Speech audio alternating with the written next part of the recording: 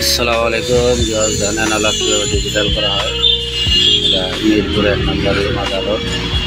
প্রথমে আমরা নাট দুটো খুলে নেবেন রেঞ্জ দিয়ে, এখানে আমরা খুলতেছি।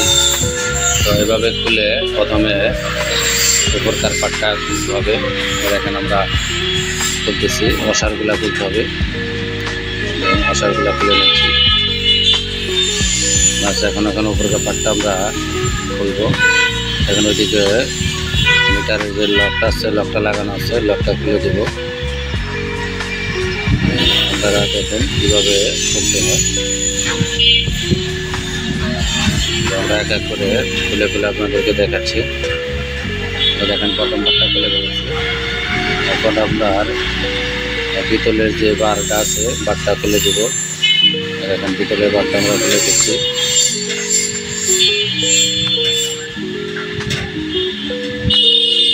পিতলের বারটা আমরা খুলে ফেলাইছি। এখন আমরা ময়লাগুলো পরিষ্কার করে দেব। যেহেতু এটা মশা বা সাবানা ফেলাইছে, এগুলো আমরা সুন্দরভাবে নেকড়াতে পরিষ্কার করে দিতেছি। তো এভাবে পরিষ্কার করে আপনারা দিয়ে দেবেন।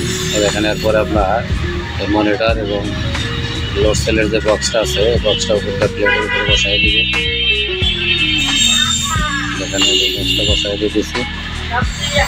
এইভাবে বসায় আপনারা এটার সাথে সেটিং করে দিবেন। এখন আমাদের এটা বসানো হয়ে গেছে। এখন আমরাও নাট দুইটা লাগাবো, দুটা ওয়াশার দিয়ে ওটা আমরা ফিট করে দেবো। ওয়াশারগুলো কেটে লাগাইতে হবে। এখানে আমরা হ্যাঙ্গিং কারেন্টটা লাগাবো। হ্যাঙ্গিং কারেন্টটা দিয়ে দিতেছি।